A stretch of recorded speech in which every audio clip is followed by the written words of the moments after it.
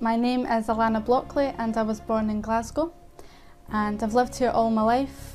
My family is from the Fairground community, which means every summer the community we have machines and kiosks, snack bars, and we travel up and down the country, and it's for the fairgrounds, so this is our livelihood, this is our business. And my family stopped this when I was younger, and we've continued to have snack bars and kiosks for the past 20 years. So I just went to school during the winter months, and then at the summer I would help my mum and dad in their business, and there was no option of having a day lying in bed doing nothing. I was, had to go out and learn the family business and learn how the way the travelling life was. But as I grew older, I wanted to continue my education, so I stuck in at school.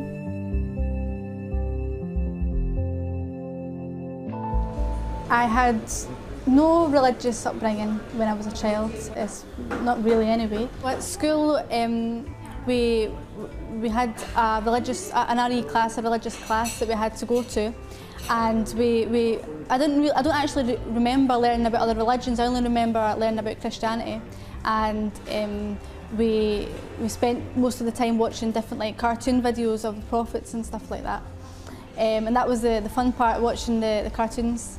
But the only thing I remember is going to church at primary school in a group and saying the Hail Marys and things like that. But it was nothing really taken seriously, or it wasn't like we went to Sunday school, or I didn't go to the church every Sunday or anything. And throughout the year it would be Christmas and Easter that we would celebrate, out of the fact that everyone else around us was eating chocolate or buying Christmas presents. But it wasn't really made, it wasn't an emphasised thing that it was about God and that it was a religious holiday. That wasn't really the main focus of it. It was just something that we did because it was the social normality.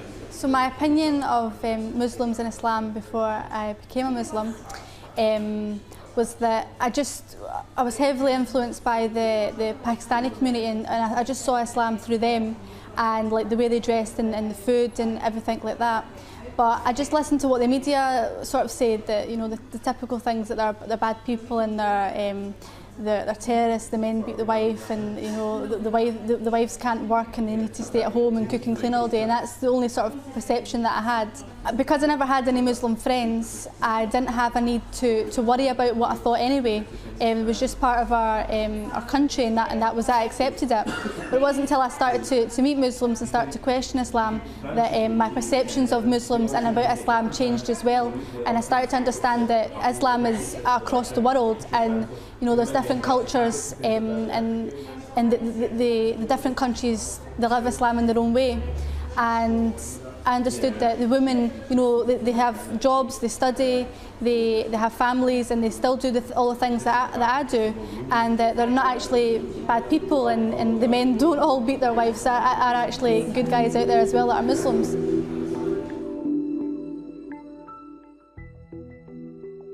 2.5 years ago, I was really fed up. I just finished college, and I was 18 and a half, and I was thinking, what do I want to do with my life? And I was struggling to figure out what type of career I wanted.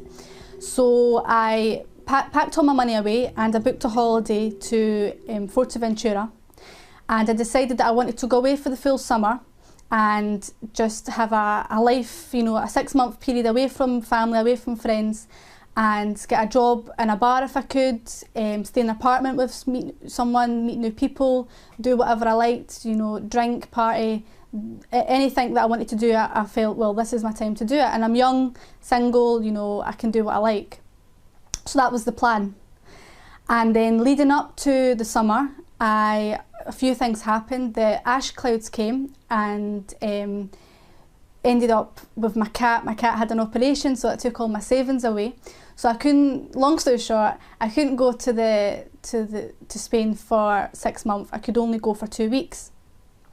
So I went over there for 2 weeks, and when I was over there was these Muslims that I met, and a lot of Moroccans are over there at the moment, and they started to explain to me that that they prayed and they didn't drink, and you know, and they did normal things. They liked, you know, films and going shopping, and I just never. I thought Muslims just stayed at home and cooked and cleaned, and that was all they did, and you know, the men, you know, went to the mosque and that was it. But I was shown this completely different side to what Muslims are, and you know, simple things like I went to the shop and I was given back more change than what I gave the woman, and my friend at the time said, you know, what are you doing? Like, that's wrong. You need to give the change, the money back. You've been given too much change. You know, you need to give that back and be honest. And it didn't occur to me that, yeah, that's actually the right thing to do. So just like even small things like courtesy and, you know, having respect and, you know, just small things that I've not been shown. I don't know if maybe it's a cultural thing, but I could definitely see over time that it was through religion that, you know, having patience that things will work out. And like having a trust in God that I'd never been shown that before. So that was my first encounter. And what confused me was, if these Muslims that I've met are so good, why is the world portraying Muslims as being the worst people in the world? I just didn't understand that. So it was from that moment when I went home, and I didn't have a holiday full of drinking wild parties. I went home sober.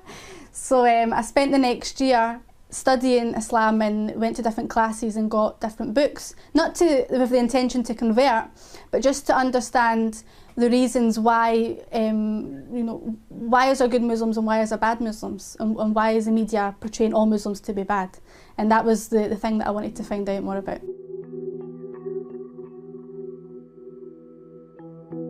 When I studied the books and I understood that God isn't a man sitting on a chair with a white beard and a white robe, you know, it's not a person. You know, when I started to learn all the different attributes of God and like the names of God and all the different like that God isn't a person, you know, that's what I really liked, and I thought, well, that is what I believe, and that just appealed to me more because the thought that I had beforehand that God was a person, was a man, and I felt I was being judged by a man didn't sit right with me at all. So I did believe it, and I looked at all the different things about Islam, about there being one God, and books, prophets, you know, angels, what happens when you die, and all of the different aspects. I believed, and I believed these things before I knew anything about Islam, but I didn't actually know it was Islam that I was believing in. And the concept of like Jesus being the Son of God, that wasn't really it wasn't sitting right with me, because I felt a bit uncomfortable that about Jesus, about God having a son and anything like that. So I was a bit, I wasn't too sure about that, and that's why I didn't have a strong faith beforehand. But when I did study Islam and all the different things became clearer to me, then I started to think, well, that's actually what I've believed in my whole life and just didn't know it. So in 2010, I decided to take my Shahada. I went to a New to Islam class on a Wednesday, and I met loads of lovely women there, and they supported me through a few weeks that they would support me to take my Shahada and be with me at the time. So I went 1 week, and with my scarf all wonky, not even around my head properly, and yeah, I took my Shahada, and it was really, really nice and really welcoming. And they gave me lots of books and encouraged me to go back every week and learn, you know, learn Islam through them, and that I was just to be patient on my journey and to take every step slowly, and it was you know, I remember it like yesterday, but I was really nervous, and but it was really nice, really welcoming day.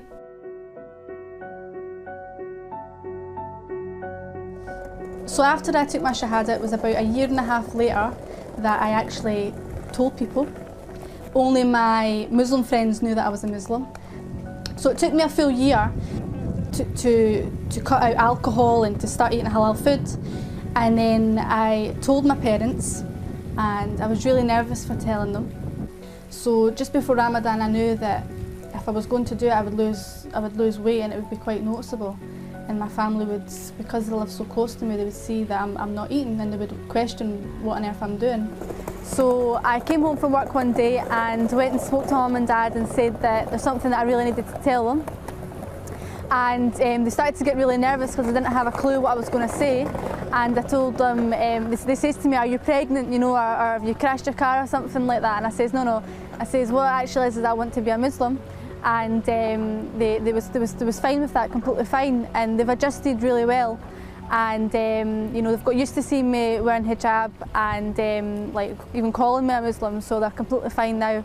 And my friends have been not too bad, but I think they've just had to adjust with the fact that I don't go out clubbing with them anymore.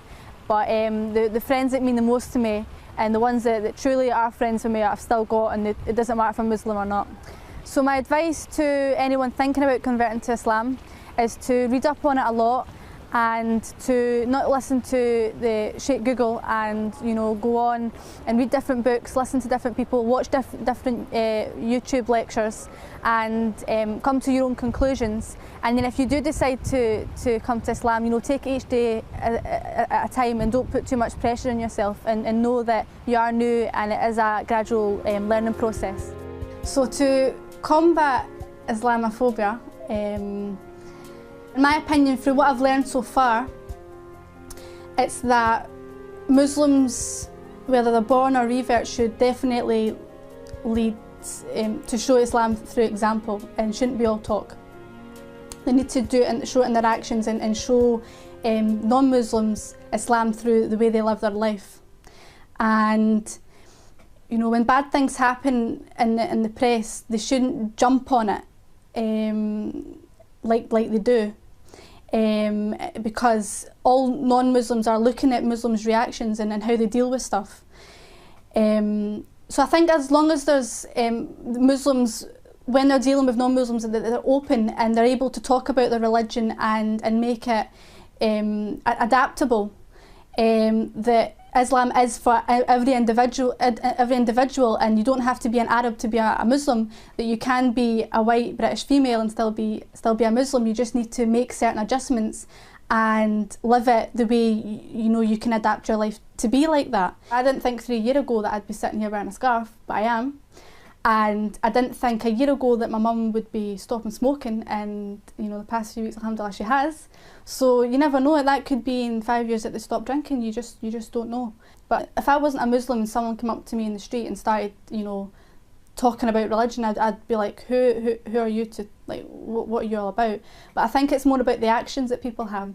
So like, we have got into these conversations about God and different things, but as far as I'm concerned, I'm their daughter, so I don't want to question them about certain things, because at the end of the day it's their decision and they can only make that decision on their own. So as far as I'm concerned, I would rather not perfect myself, but you know, set a good example myself, and for them to see maybe not in a year, but maybe 2 or 3 years, and say, well, she's actually became a better person, but it's because of Islam that she's like that. But it's certainly opened my mum and dad's perceptions of Islam. And you know, we all have, the majority of people have this assumption that Muslims are this and Muslims are that, which is what I believed. But obviously now I'm a Muslim and I don't think like that. Not so long ago it was Islam Awareness Week in Scotland, and I was asked to give a talk. And I thought that'd be a really, really good opportunity to bring them to Glasgow Central Mosque, because you know, we've always drove past it, but it's not something that they would think, oh, we're going to go in and have a tour of the mosque. So I brought them down, and I knew they was nervous. I knew they was thinking, oh, it'll be a bunch of terrorists in the back. You know, I knew they would, not thinking like that, but thinking that, oh, there's going to be all these scary looking guys with beards and stern faces and not being accepting, or not wanting, because my mum doesn't wear a scarf, and you know, and my mum was worried, what should I wear? Should I be covered up? Should I? And my dad's like, do I look okay? And I says, listen, don't worry, like, you know, they're not gonna judge you or anything. It's an open day. It's to, you know, invite people and let people understand what Islam is. It's open for everyone, regardless of who you are. So when they went, I knew they felt really comfortable, and the exhibition that was on was beautiful, and it had a lot of history and a lot of stuff that my dad knew about Islam, and a lot of stuff that he didn't know, and the talks was lovely. And I think it really, you know, the Muslims that was there, they wasn't saying all Islamic terms and seeming really foreign and like as if they didn't understand them. They was really, you know, have the Glasgow slang and really approachable, and I think my mum and dad really appreciated that you can be a Muslim and still be, you know, fun. You know, you don't have to be a boring person because you're a Muslim and be all, you know, like preaching. It's not like that, you know, we're just normal people.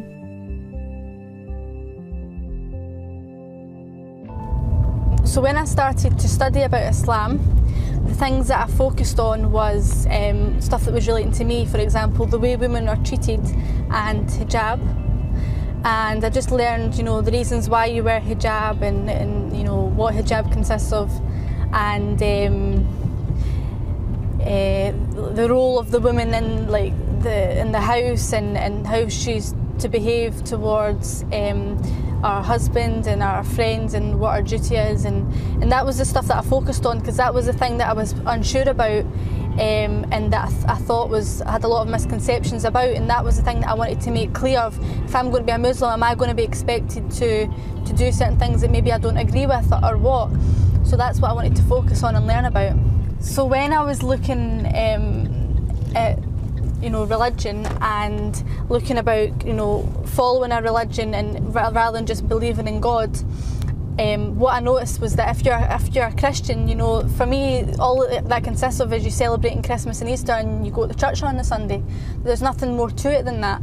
But when you look at Islam, you know, there's so much that it involves. You know, it affects your whole way of life. So it affects, you know, what you eat, how you dress, how you act, the way you deal with things, you know, for praying and everything. So I knew that if you was a Christian, I didn't feel as if I would have any structure in my life, that all you would do is go to church on a Sunday, then that would be it.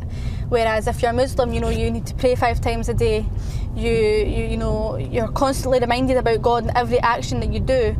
So I felt as if that was more of a structure to my life and my daily life as well, and that's what appealed to me more. That in fact, if you follow Islam, you have a set of guidelines and a set of rules laid down in front of you that you're supposed to try and abide by, rather than you just blatantly choosing parts of a religion that you want to do and what you don't want to do. Last Christmas, that was the first Christmas that I had when I converted. So the big question was, what are we going to do about Christmas? And I says to them, you know, you're my only family, I don't have any brothers or sisters, so I'm not going to sit alone on Christmas Day and just stop the tradition that we've had the whole of my life. So we came to the compromise that we would have a halal Christmas dinner. So I made the big deal, like the month before it, to go to the halal butchers that we have and order a turkey. So we had everything prepared. My dad wasn't going to you know, prepare the food with any alcohol or anything, and it was going to be a completely halal dinner. And then when we went over to the butchers the day before, the turkey was actually humongous. And my mum and I, we both freaked out because we thought that'll never fit in our oven, so we couldn't actually end up getting the turkey. So last minute I ended up getting a halal chicken, and they had to go to Tesco and get some food. So it was half a halal Christmas dinner. It was the best attempt that we had. So I cooked my chicken, and then, you know, they cooked theirs, and we still had a good time. So inshallah, this Christmas we'll have a completely halal Christmas dinner. And then not so long ago, my dad, I think he expresses his understanding through food in a way. It's a bit weird, but that's what he does. And they've been buying a lot of halal food now because I live so close with them. We eat a lot of, like, my dinners with them quite a lot, and it's been a bit of a hassle. It's, oh, you can't eat that. And my mum, I go over and I say to Mum, what's in the fridge? And she's like, well, there's salad and there's ham. Oh, but you can't eat ham, so we'll just have a tin of soup. So she's, you know, trying to remember that I don't eat ham and stuff. But my dad went and made me spaghetti bolognese, and he's like, oh, you need to try it, it's lovely, it's halal. I went and bought halal mince, and it's halal this, and it's all, and I'm like, okay. And I ate it was lovely. And then when I went home, I was sitting, I was thinking, wait a minute. So I phoned him up and I says, Dad, did you put wine in this? And he's like, oh yeah, I forgot that you can't have wine. So I was like, well, it wasn't halal then, was it?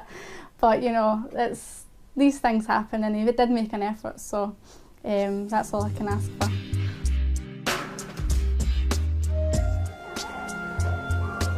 So my first encounter with the Quran was when I was given the Quran. It was a small one, but I didn't really look at it too much because I actually couldn't see the writing. It was that small. But my friend Safi and Gemma, they both chipped in and got me a lovely, a big massive Quran, and it had the English in it, the Arabic and the transliteration, so I'd be able to attempt to pronounce it. So they bought me that, and it was really nice, a really nice gift to be given from them. So the main reasons that I wanted to become a Muslim was because when I started to understand it and I started to realise that that's actually what I believed in, I felt that there was no need to hide that. You know, you can only live for so long and not come out to everyone and express that that's what you believe in.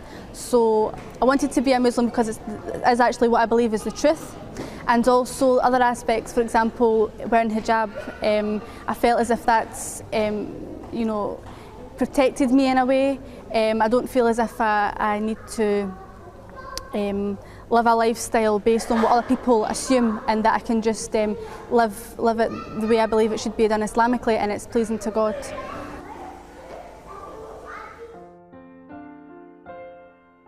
If I was to describe Muhammad, peace be upon him, the one story that I learned, I was told by Sheikh Amar, was that, I don't know specifics and specific names, but I do remember the story that he would walk past this woman's house every day, and she didn't like him, so she kept throwing like garbage or something from a window, and every day he would just ignore it and like continue going to wherever he was going, and every day it would happen, and she would shout abuse and whatever.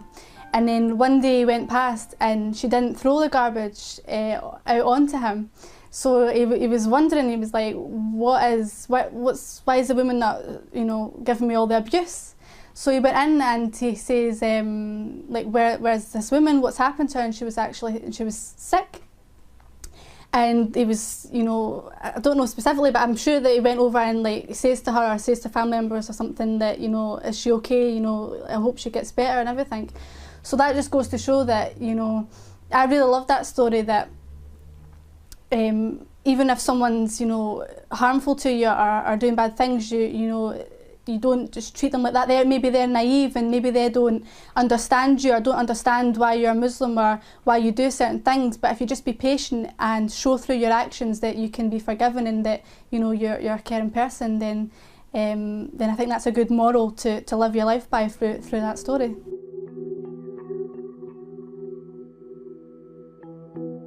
What Islam means to me is, you know, being part of a community that believes in the same thing, and feeling at peace and feeling comfortable and knowing what you actually believe in, and knowing that you have a set of values that you want to live your life by and sticking to that. So that's what I like about it, and I think if everyone, you know, made some changes in their life and came to Islam, then they would see over in the long run that it is actually a better way to live, and there's much better, you know, when you start to not to appreciate the materialistic things in life, and you come away from that, and you know, you start to value different things, you know, like family, for example. You know, having good relationships with your family, you start to appreciate the importance of that, and that's through Islam that you learn that. So I think even something as simple as that's, you know, a good aspect of Islam, and it's a fun way to live, and more peaceful and happier, and the best way.